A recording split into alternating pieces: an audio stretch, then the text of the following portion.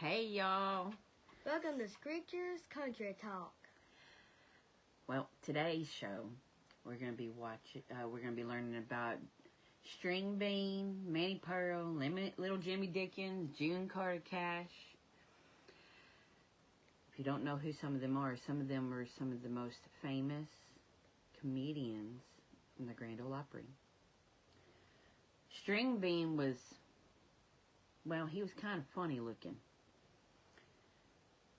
Especially with the way he dressed. If you saw last week, my short little snippet talking about this week's show, the way he dressed, he sat there and had on one long shirt, and it went down to his thighs here, and then that's pretty much kind of where he had his pants.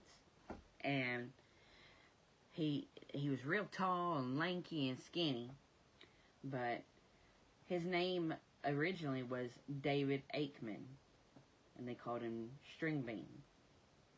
He was born on June 17th, 1915, better known as String Bean, and was an American singer, songwriter, musician, comedian, and semi-professional baseball player. What does string bean mean?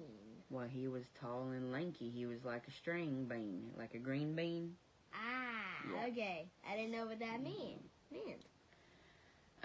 So he was a semi-professional baseball player, best known for his role as a main cast member on the hit television show Hee Haw, and as a member of the Grand Ole Opry. Aikman was well known for his old-fashioned banjo-picking style, careful mix of comedy and music, and his memorable stage wardrobe, which is exactly what I was just talking about, which consisted of a long night shirt tucked into a pair of short blue jeans belted around his knees, giving him the comical appearance of a very tall man with stubby legs. Aikman and his wife were shot and murdered by burglars in their rural Tennessee home near Ridge Top in 1973. I didn't know that about him. He was born in Annville. Aikman came from a musical family, including his father, James Aikman, who played the banjo at local dances. He got his first banjo when he was 12 years old in exchange for a pair of prize Bantam chickens. Aikman began playing at local dances and gained a reputation as a musician, but the income was not enough to live on. He joined the Depression-era Civilian Conservation Corps, building roads and planting trees. Eventually, he entered a talent contest judged by Asa Martin. He won and was invited to join Martin's band. During an early appearance, Martin forgot Aikman's name and introduced him as String Bean. And the rest was history. Because of his tall, thin build, Aikman used the nickname the rest of his career. Aikman originally was only a musician, but when another performer failed to show up one night, he was used as a singer and comic. From then, Aikman did both comedy and music. He appeared on WLAP-AM in Lexington, Kentucky, and played with several groups in the 1930s. Aikman also played semi-professional baseball. As a baseball player, he met bluegrass pioneer Bill Monroe, who fielded with another semi-pro team. From 1943 to 1945, Aikman played banjo for Monroe's band, performing and recording such as Goodbye, Old Pal. He also teamed with Willie Egbert Westbrook as String Beans and cousins Wilbur, a comedy duo who appeared on the same bill as Monroe's band. When he left Monroe, he was replaced by Earl Scruggs, a banjoist with a very different style. In 1945, Aikman married Estelle Stanfield. The same year, he formed a comedy duet with Willie Egbert Westbrook, and they were invited to perform on the Grand Ole Opry. The following year, Aikman began working with Grandpa Jones, which was another comedian from he was an old-time banjo player and comedian. Jones and Aikman worked together at the Opry, and many years later on Hee Haw television series. They also became neighbors in Goodlettsville, Tennessee. Aitman became a protege of Uncle Davis Bacon, one of the biggest Opry stars. Near the end of his life, Bacon gave Aitman one of his prized banjos. Now,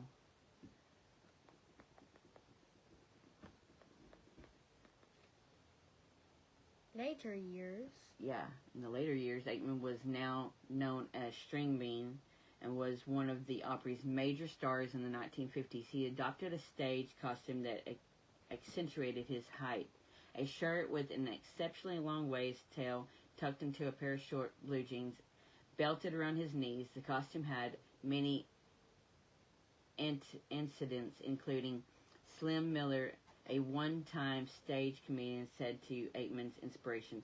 Aitman did not record as a solo artist until the 1960s when he was signed by the Star Day label. Aitman remained a celebrated performer of the old-fashioned banjo-playing clawhammer or frailing. In addition to his skill as a clawhammer player, Aitman also frequently played two-finger banjo using thumb and forefinger. Aitman is listed with Uncle Davis Macon, Grandpa Jones, and Ralph Stanley as the greatest old-time style banjo pickers. Aitman kept his audience with his traditional playing and his mixture of comedy and song. He scored country chart hits with Chewing Gum and I Wonder Where Wanda Went. Between 1962 and 1971, he recorded 7 albums. The first old-time pickin' and grinnin' with String Bean included folk songs, especially humorous animal songs, tall stories, and country jokes.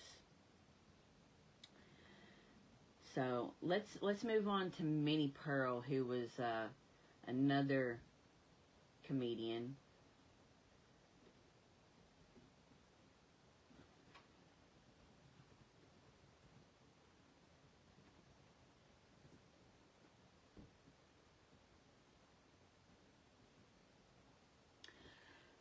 Sarah Ophelia Conley Cannon, who was born on October 25th, 1912, known professionally as her stage character, Minnie Pearl.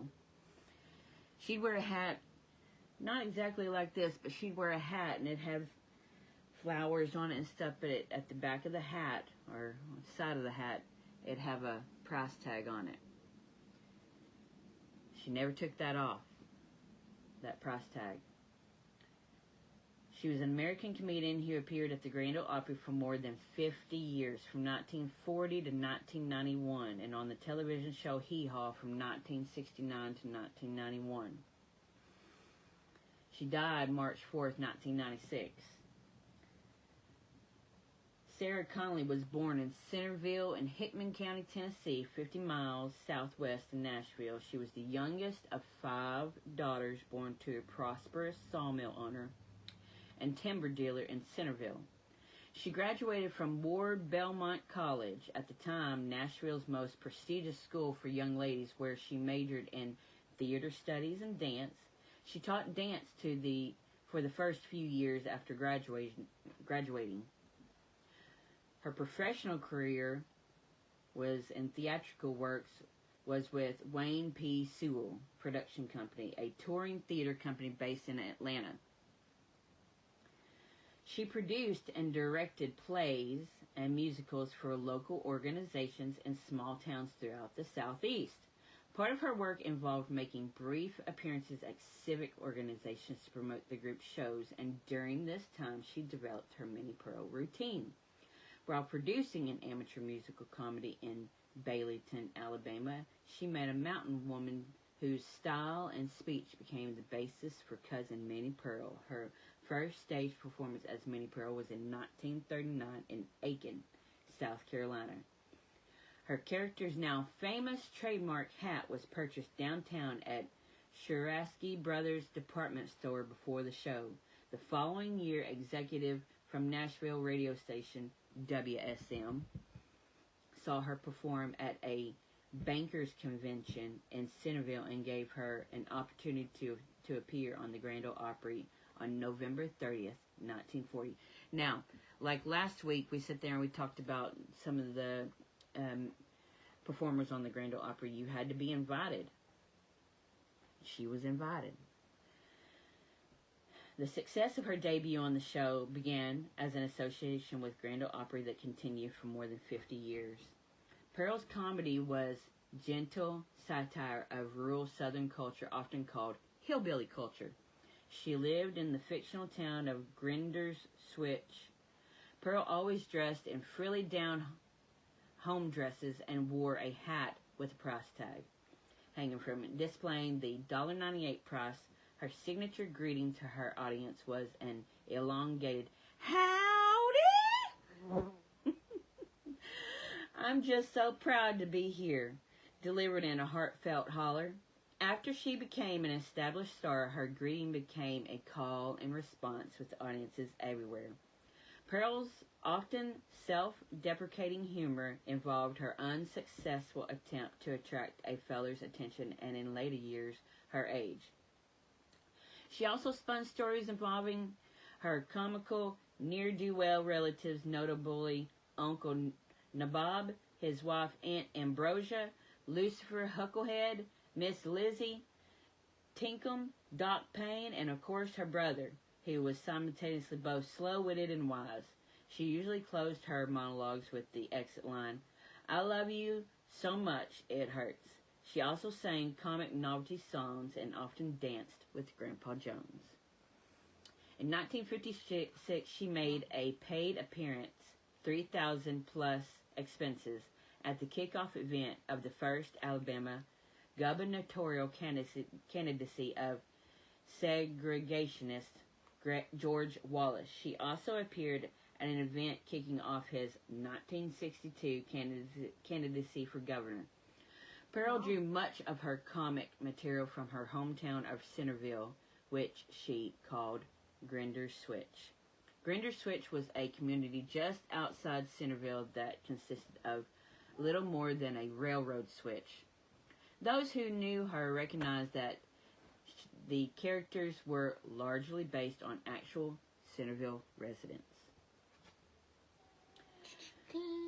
So much traffic resulted from fans and tourists looking for Grinder's Switch that the Hickman County Highway Department eventually changed the designation on the Grinder's Switch Road sign to Hickman Springs Road. Cannon portrayed Minnie Pearl for many years on television, first on AB's Ozark Jubilee in the late 1950s, then on the long-running television series Hee Haw, both on CBS and the subsequent syndicated version. She made several appearances on NBC's The Ford Show, starring Tennessee Ernie Ford. She also appeared as a celebrity panelist on game shows such as Match Game in 1977 and 78, Hollywood Square in 1980. Her last regular performances on national television were on Ralph Emery's Nashville, now country music talk show on the Nashville Network cable channel, or TNN, as some of y'all might remember back in the 90s. With Emery, she performed in a weekly feature, Let Minnie Steal Your Joke, in the Minnie Pearl character, and read jokes submitted by viewers with prizes for the best joke. Cannon made a cameo appearance in the film Coal Miner's Daughter, appearing as the Opry as Minnie Pearl. Her family life: on February 23, 1947, Colley married Henry R. Cannon, who had been an Army Air Corps fighter pilot during World War II and was then a partner in an air charter service. After the wedding, Cannon set up his own air charter service for country music performers and took over management of the Minnie Pearl character. His clients in the character service included Eddie Arnold, Colonel Tom Parker, Hank Williams, Carl Smith, Webb Pierce, and Elvis Presley. Last week we talked about Elvis Presley. Yep. The couple had no children. In 1969, they purchased a large estate home in Nashville next door to the Tennessee Governor's Mansion. Cannon attended Brentwood Methodist Church just to the south of Nashville, where she also donated the pipe organ. Chicken restaurants.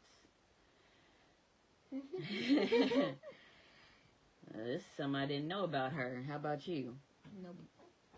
In the late Late 1960s, 1960s.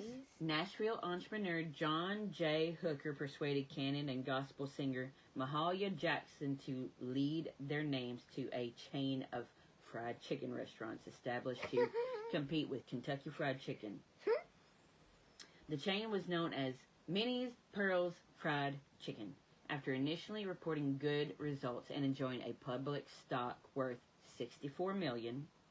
The venture collapsed amid allegations of accounting irregularities and stock price manipulation. The ensuing investigation by the U.S. Securities and Exchange Commission cleared both Cannon and Jackson of involvement in financial wrongdoings, but both were embarrassed by the negative publicity. So apparently she also had cancer, breast cancer. It says, after battling breast cancer through aggressive treatments, including a double mastectomy and radiation therapy, she became a spokeswoman for the medical center in Nashville where she had been treated. She took on this role as herself, Sarah Ophelia Cannon, not Minnie Pearl, although a nonprofit group, the Minnie Pearl Cancer Foundation, was founded in her memory to help fund cancer research. The center where she was treated was later named the Sarah Cannon Cancer Center and has been expanded to at least 20 other hospitals in Middle Tennessee, Southern Kentucky, Richmond, Virginia, Kansas City, Missouri, Gainesville, Florida, and the UK. Her name has also been lent to the affiliated Sarah Cannon Research Institute. In her final years, Cannon suffered a debilitating stroke in June of '91, bringing her performing career to an end. After the stroke, she resided in Nashville nursing home, where she received frequent visits from music industry figures, including Shelley Wright, Vince Gill, and Amy Grant. Her death on March 4th, 1996, at the age of 83, was attributed to complications from another stroke. She is buried at Mount Hope Cemetery in Franklin, Tennessee. Ain't Tennessee where you're at? Yeah, but that's where Jack lives. Yeah? Yep. He lives about an hour north of Tennessee. Yeah. So she was an important influence on young female country music singers and rural humorists such as Jerry Clower, Jeff Foxworthy, Bill Engvall, Carl Hurley, David L. Cook, Shonda Pierce, Ron White, and Larry the Cable Guy. In 1992, she was awarded the National Medal of Arts. In 2002, she was ranked as number 14 on CMT's 40 Greatest Women in the Country Music list. Vince Gill and Amy Grant. Vince Gill is the head of the Country Music Hall of Fame now. And he's married to Amy Grant, who is a Christian singer. Remember? Do my whistle. I said that is amazing. Next on our list of topics is Little Jimmy Dickens. Now, we all know about Little Jimmy Dickens, but if you don't, he was about 3 foot tall. And, okay, no, I was wrong. He was 4'10". Sorry. He's a little bit shorter than me then. I thought he was a lot shorter than me. So, James Cecil Dickens. He's like about me? My height, maybe? You're about as tall as me almost now, so no, he's shorter than both. He was shorter. Like up to your shoulders, maybe? Yeah, probably. Yeah. James Cecil Dickens was born December 19th in 1920 and died January 2nd in 2015. Better known by his stage name, Little Jimmy Dickens. Early life.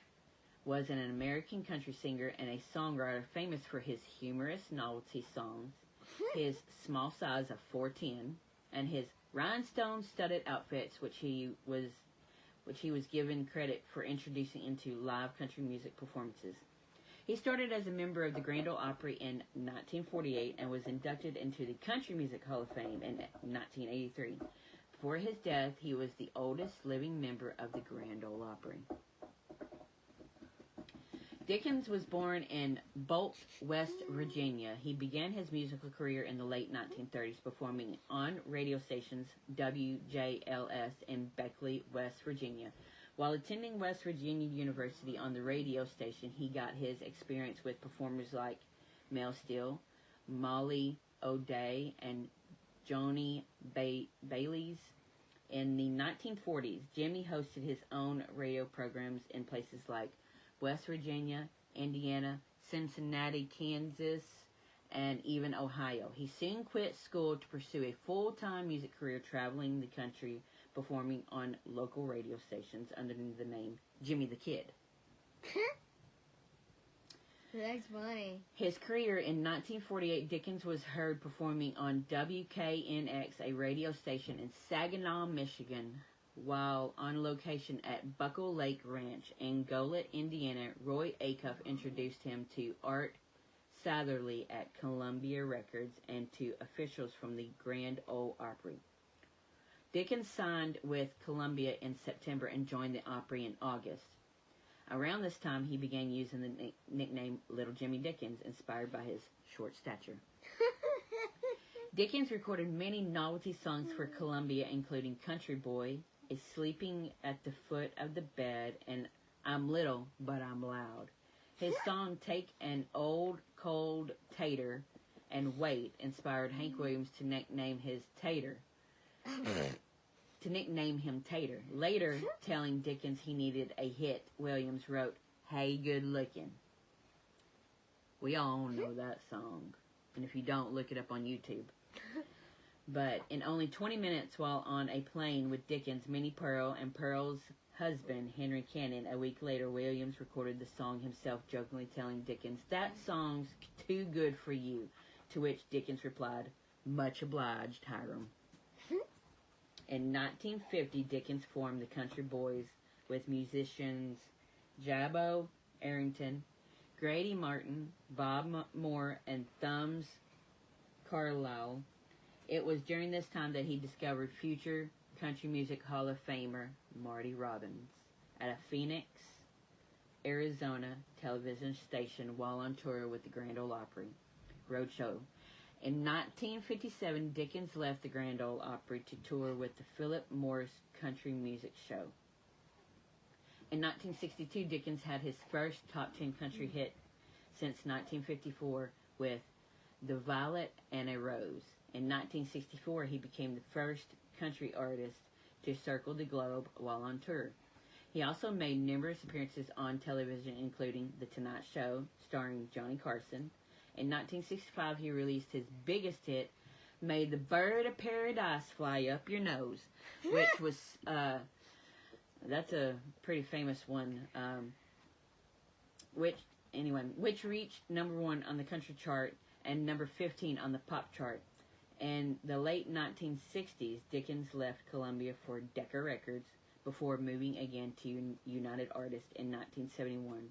That same year, he married his wife, Mona, and in 1975, he returned to the Grand Ole Opry. In 1983, Dickens was inducted in the Country Music Hall of Fame.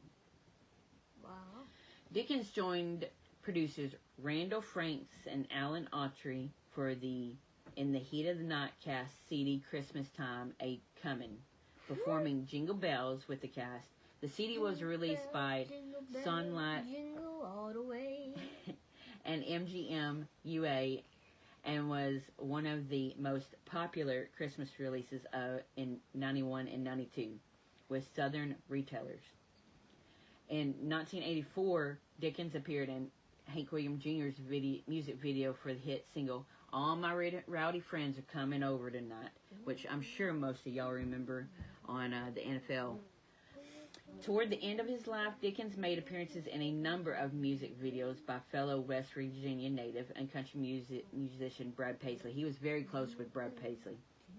That was a good friend of his. He was also featured on several of Paisley's albums in bonus comedy tracks, along with the Opry mainstays such as George Jones and Bill Anderson. Whisperin' Bill. Maybe we'll talk about him next week. Yeah. They were collectively referred to as the Kung Pao Buckaroos. With the death of Hank Lachlan in March of 2009, Dickens became the oldest living member of the Grand Ole Opry at the age of 90. He made regular appearances as host at the Opry, often with the self-deprecating joke that he was also known as Willie Nelson after taxes.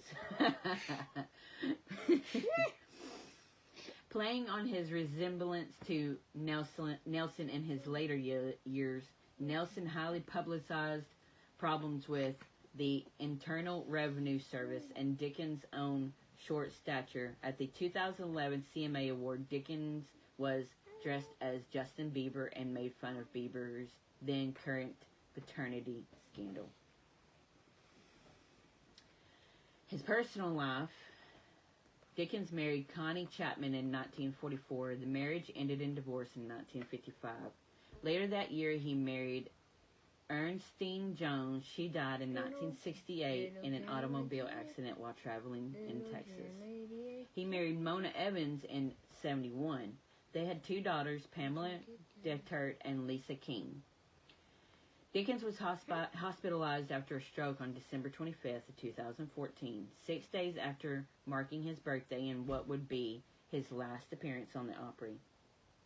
He died of cardiac arrest on January 2nd in 2015 at the age of 94. After his funeral on January 8th of 2015 at the Grand Ole Opry House, Dickens was entombed in the Cross Mausoleum at Woodlawn Memorial Park in Nashville.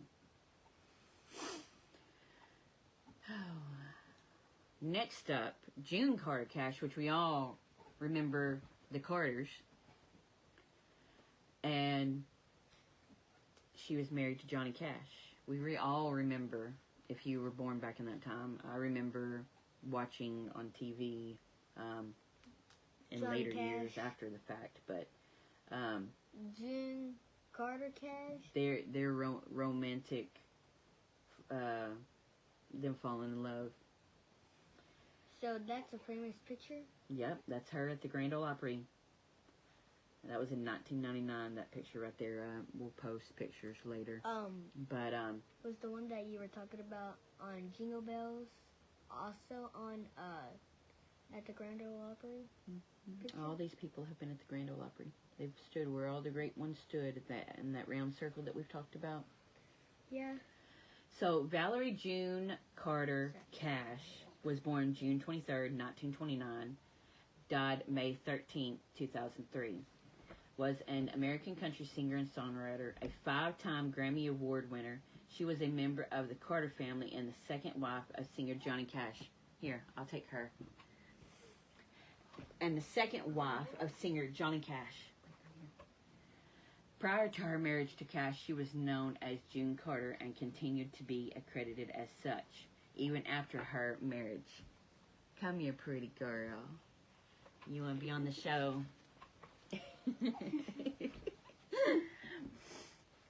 I guess little Jimmy Dickens wants to be on the show. She's a girl, silly. She was a member of the Carter family and second wife of singer Johnny Cash. Prior to her marriage to Cash, she was known as June Carter and continued to be credited as such, even after her marriage, as well as on songwriting credits predating it. She played guitar, banjo, harmonica, and auto harp. Auto harp was probably her most famous thing that she played. And she acted in several films and television shows. She was in Little House on the Prairie. So was Johnny Cash. She was also in the movie? Little House on the Prairie?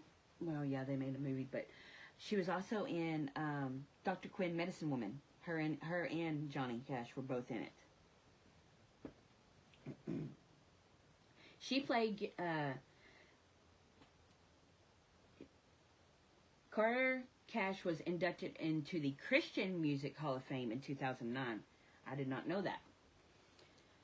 Her early life, she was born Valerie June Carter in Mesa Springs, Virginia, to Maybelle and Ezra Carter. Her mother was a country music performer with June's Aunt Sarah and Uncle A.P. Carter. If y'all watched back then, you remember Maybelle tending to her on the Grand Ole Opry. And she performed with the Carter family from the age of 10. In 1939, In March of 1943, when the Carter family trio stopped recording together at the end of the WBT contract, Maybelle Carter, with encouragement from her husband Ezra, formed the Carter Sisters, and Mother Maybelle with her daughters Helen on accordion, Anita Carter on bass, fiddle, and June on auto harp. From the band. And as front person and comedian, the new group first aired on radio station WRNL in Richmond, Virginia on June 1st. Which? Doc Addington and Carl McConnell, Maybelle's brother and cousin, respectively known as the Virginia Boys, joined them in the late 1945. June, then 16, was a co-announcer with Ken Allen and did the commercials on the radio shows for Red Star Flour, Martha White, and Thalmer's Department Store, just to name a few. For the next year, the Carters and Doc and Carl did show dates within driving range of Richmond, Virginia, Maryland, Delaware, and Pennsylvania. She attended John Marshall High School during this period. June later said she had to work harder at her music than her sisters, but she had her own special talent, comedy. A highlight of the road shows was her Aunt Polly comedy routine. With her thin and lanky frame, June Carter often played a comedic foil during the group's performances along other opera stars Farron Young and Webb Pierce. Carl McConnell wrote in his memoirs that June was a natural-born clown, if there was ever one. Decades later, Carter revived Aunt Polly for the 1976 TV series Johnny Cash and Friends. After Doc and Carl dropped out of the music business in the late 1946, Maybelle and her daughters moved to Sunshine Sue Workman's Old Dominion Barn Dance on the WRVA Richmond station. After a while there they moved to WNOX in Knoxville, Tennessee, where they met Chet Atkins with Homer and Jethro. In 1949, the Carter sisters and Mother Maybelle with their lead guitarist Atkins were living in Springfield, Missouri, and performing regularly at KWTO. Ezra Eck Carter, Maybelle's husband and manager of the group, declined numerous offers from the Grand Ole Opry to move the act to Nashville, Tennessee, because the Opry would not permit Atkins to accompany the group on stage. Atkins' reputation as a guitar player had begun to spread. The studio musicians were fearful that he would displace them as a first-call player if he came to Nashville. Finally, in 1950, Opry management relented, and the group, along with Atkins, became part of the Opry Company. Here, the family befriended Hank Williams, Elvis Presley, to whom they were distantly related. They were related by blood. Wow. And June met Johnny Cash. Some of y'all, maybe, if y'all remember back in that time, she did a joke. They were being introduced upon stage, and she got tangled up in Johnny Cash's guitar strings. And, who was it? Pretty girl. I forgot who it was that was introducing her, but she sat there and she said, hang on. Oh, it was Bill. She said, I'll be right there, Bill. I'll be right there, Bill. I got tangled up in that handsome Johnny Cash's guitar strings. That's exactly the way she talked. She was very funny.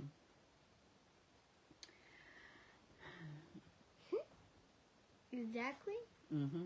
Carter and her sisters, with their mother Maybelle and her and Aunt Sarah joining in from time to time, reclaimed the name the Carter family for their act during the 1960s and 70s. Her career highlights: while Carter may be best known for singing and songwriting, she was also an author, dancer, actress, comedian, sorry y'all, this is a big word for me, philanthropist, and humanitarian. Director Elia Kazan saw her perform at the Grand Ole Opry in 1955 and encouraged her to study acting. She studied with Lee Strasberg and Sanford Meisner at the Neighborhood Playhouse School of the theater in New York. Her acting roles included Miss Mama Dewey in Robert Duvall's 1998 movie The Apostle, Sister Ruth, wife to Johnny Cash character Kid Cole on Dr. Quinn Medicine Woman. See, I mentioned this earlier. From 1993 to 1997, and Clarice on Gunsmoke in 1957. She was notable as May Haley Lancaster, playing alongside husband Cash in the 1983 television movie Murder in Coweta County. June was also Mama James in The Last Days of Frank and Jesse James. She also acted in occasional comedy skits for various Johnny Cash TV programs. As a singer, she had both a solo career and a career singing with first her family and later her husband. As a solo artist, she became somewhat successful with upbeat country tunes in the 1950s, such as Jukebox Blues and the comedy hit No Swallowin' Place by Frank Loesser. Carter also recorded The Heel in 1960 along with many other songs. In the early 1960s, Carter wrote the song Ring of Fire, which later went on to be a hit for her future husband, Johnny Cash. She co-wrote the song with fellow songwriter Merle Kilgore. Carter wrote the lyrics about her relationship with Cash, and she offered the song to her sister, Anita Carter, who was the first singer to record the song. In 1963, Cash recorded the song with the Carter family singing backup and added mariachi horns. The song became a #1 hit and went on to become one of the most recognizable songs in the world of country music. In her autobiography, I Walk the Line, Cash's first wife, Vivian Cash, disputes the myth that Carter co-wrote the song Ring of Fire. Vivian relates the story that Cash told her in 1963. He wrote the song with Kilgore and Curly Lewis while fishing, and he was going to give Carter half credit because she needs the money, and I feel sorry for her.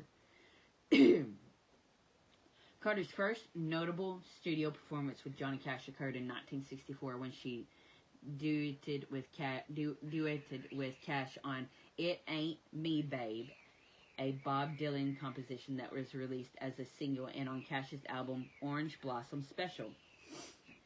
In 1967, the two found more substantial success with the recording of Jackson, which was followed by a collaboration with Carrying On with Johnny Cash and June Carter.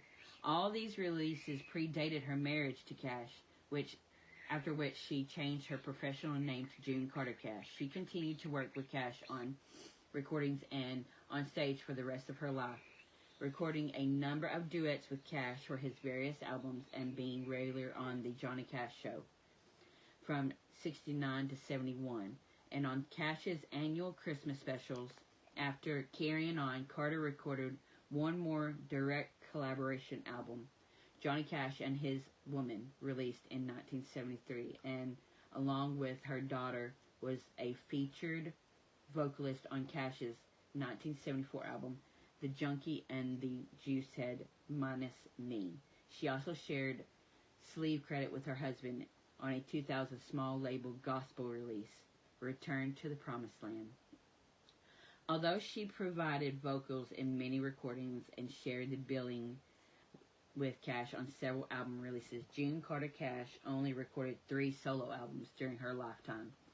The first, Appalachian Pride, released in 1975, Press On in 99, and Wildwood Flower, released posthumously in 2003. Oh, you sweet girl.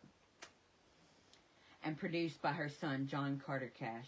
Appalachian Pride is the only one of 3 on which Johnny Cash does not perform, while Press On is notable for featuring Carter singing her original arrangement of Ring and Fire.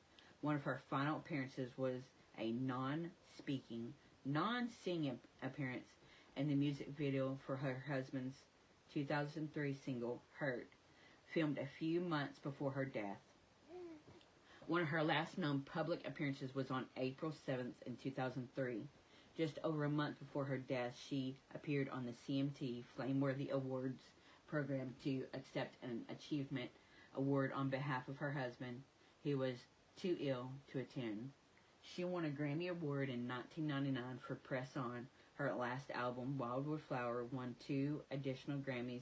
It contains bonus video enhancements showing extracts from the film of the recording session, which took place at Yellow Peaches, Sinking in the Lonesome Sea Temptation, and the trademark staple Wildwood Flower due to her involvement in providing backing vocals on many of her husband's recordings. A further posthumous release occurred in 2014 when Out Among the Stars was released under Johnny Cash's name. The album consists of previously unreleased recordings from the early 1980s, including 2 on which June Carter Cash provides duet vocals. Her autobiography was published in 1979, and she wrote a memoir, From the Heart, almost 10 years later. She was an amazing woman. She had a very busy career, but she also sat there and she loved Jesus, Hunter. She actually helped Johnny Cash come to Jesus. What was that movie that she was in? I mean, not she was in, but that TV show? Yeah. Dr. Quinn, Medicine Woman, Little House on the Prairie, and several others. Like the one that has Prophet, I think, right? I don't know which one you're talking about that I mentioned. Carter was married 3 times and had 1 child with each husband. All 3 of her children went on to have successful careers in country music. She was married first to country singer Carl Smith from July 9, 1952 until their divorce in 1956. Together they wrote Time's A-Wastin'. They had a daughter, Rebecca Carlene Smith, known professionally as Carlene Carter, and country musician. Carter's second marriage was to Edwin Rip Nix, a former football player and police officer. On November 11th in 1957, they had a daughter, Rosie Nix Adams. On July 13th, 1958, he became a country rock singer. The couple divorced in 1966. Their daughter died in 2003 at the age of 45 from accidental carbon monoxide poisoning in a school bus that had been converted into a camp van. Carter and the entire Carter family had performed with Johnny Cash for a number of years. In 1968, Cash proposed to Carter during a live performance at the London Ice House in London, Ontario. They married on March 1st in Franklin, Kentucky. They had 1 son, John Carter Cash, who is a musician, songwriter, and producer. The couple remained married until her death in May of 2003, 4 months before Cash died. She also gained 4 stepdaughters from her 3rd husband's previous marriage to Vivian Liberto, including Cindy and Roseanne. Carter's distant cousin, the 39th U.S. President, Jimmy Carter, became closely acquainted with Cash and Carter and maintained their friendship throughout their lifetime. In June of 1977 speech, Jimmy Carter acknowledged that June Carter was his distant cousin. Carter was a longtime supporter of SOS Children's Villages. In 1974, the Cashes donated money to help build a village near their home in Barretttown, Jamaica, which they visited frequently, playing the guitar and singing songs to the children in the village. Wow. Yeah. That is amazing. Carter also had close relationships with a number of entertainers, including Audrey Williams, James Dean, Patsy Cline, Loretta Lynn, Jesse Coulter, Chris Christopherson, who recently we all know passed away, went home to be with Jesus, Willie Nelson, Elvis Presley, Robert Duvall, and Roy Orbison. At the end of her life, she and her husband attended the First Baptist Church in Hendersonville, Tennessee. Her death in April of 2003, Carter was diagnosed with a leaky heart valve, and doctors told her that valve replacement surgery was the only solution for her issue.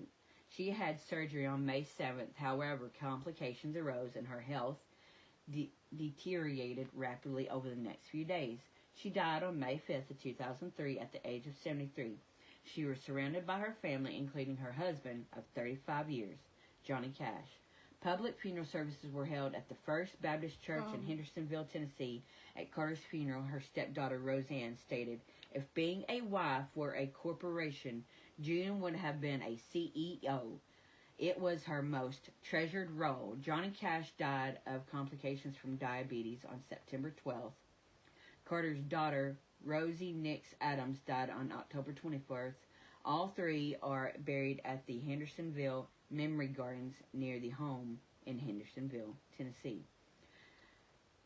The award she got, Carter and her then future husband, Johnny Cash, reached number 2 on the U.S. country charts with their 1967 duet of Jackson. Their performance won the 1968 Grammy Award for Best Country and Western Performance Duet, Trio, or Group. Yes. Did Johnny Cash die? Yep. Oh. Yep, he died, it said September 12th, I believe, of the same year. Wow. He was very in love with her. He pursued her from the first time he heard her. The first time that he heard her was when he was a boy. He would listen to the radio. He'd listen to the Grand Ole Opry on the radio, and he heard June Carter singing. Yeah. And he fell in love instantly. But he was a little boy, and he went to the military. And wow. In the military, he ended up getting a guitar, and that's when he sat there and he wrote that song.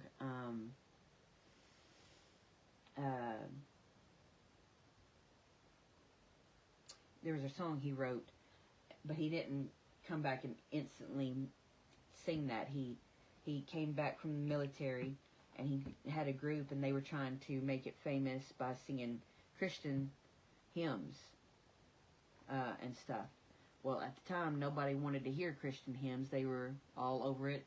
Country music was really ramping up. You had Elvis Presley out there and Patsy Montana and all them singing at the time. And they were making, country music songs #1 and stuff. And they weren't really singing hymns. And so the person that was running the records,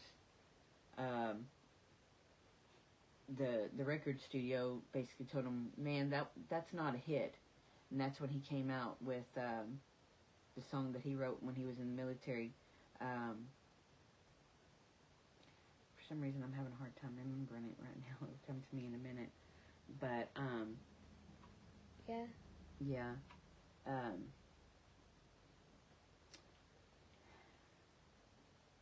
Folsom Prison Blues. There it is. That's the one I was trying to remember. That's the one he wrote. Because Johnny Cash watched a video, because back then you could go to the theater and you could watch the news at the theater. And they did a story on Folsom Prison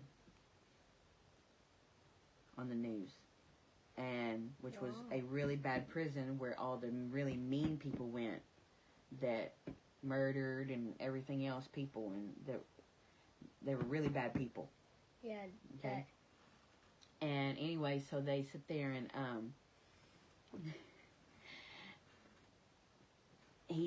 after he watched that, he sat there and he came up with the song Folsom Prison. And anyway, so the two won the 1971 Grammy Award for Best Country Vocal Performance by a Duo or Group for their 1970 duet, If I Were a Carpenter. Carter Cash won the 2000 Grammy Award for Best Traditional Folk Album in her 1999 album Press On. The album was a top 15 success on the Americana chart. Carter Cash's last album, Wildwood Flower, was released posthumously in 2003. Carter Cash won the 2004 Grammy Award for Best Traditional Folk Album.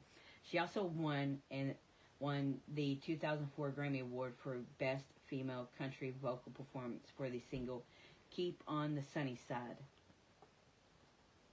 So that's just a little bit about her. SOS Children's Village. Yeah, so it says that Carter Cash and Johnny Cash worked with the worked with and gave money to the group SOS Children's Villages throughout their lives. They began this involvement in 1973 when they donated $12,000, which in 2002 was actually $75,351. I did not know that. Is what it would be worth in 2022. To build an orphanage in a Jamaican village close to their home in that country. They would visit the nearby village during their time spent in Jamaica and play with the children and sing songs to them. When Cash died in 2003, their family asked that donations be made to the SOS Children's Villages due to the couple's involvement. In a quote from a representative of the Prime Minister of Jamaica at the time, P.J. Patterson, talks about their charitable works in the country. A philanthropist extraordinaire, Miss Cash made Jamaica her second home and loved and cared deeply for the people in her adopted country. A gifted and talented singer, she and her husband, Johnny Cash, used the very talents for the benefit of many charities in and around Montego Bay. Mama. Yeah. You're silly. So let's move on to Grandpa Jones. He was another banjo player. His original name was Louis Marshall Jones. He was born October 20th, 1913, and died February 19th, 1998. Known professionally as Grandpa Jones, was an American banjo player and old-time country music singer. He was inducted as a member of the Country Music Hall of Fame in 1978. Jones was born in the small farming community of Niagaras in Henderson County, Kentucky. The youngest of 10 children in a sharecropper's family. His father was an old-time fiddle player, and his mother was a ballad singer and herself adept on the concertina. His first instrument was a guitar. Ramona Riggins, one of several women who began to gain some recognition in a musical form long dominated by men, was Grandpa's wife and musical partner of over 30 years. Ramona first started playing the mandolin when she was 6 or 7 years old. What's the mandolin? So she sat there and it was like a guitar, but it looked different. It was about this long, Hunter. Look, it was about this long, Wow. probably. But it sounded different when it played and stuff. I'll show you later on YouTube, but You think, hey, are they like still around, those types of instruments? yes, mandolin is one of the instruments I've always wanted to learn. I actually am starting to want to learn one too. Jones spent his Now teenage you brought years. it up. Yeah, Jones spent his years in Akron, Ohio, where he began singing country music tunes on a radio show on WJW in 1931.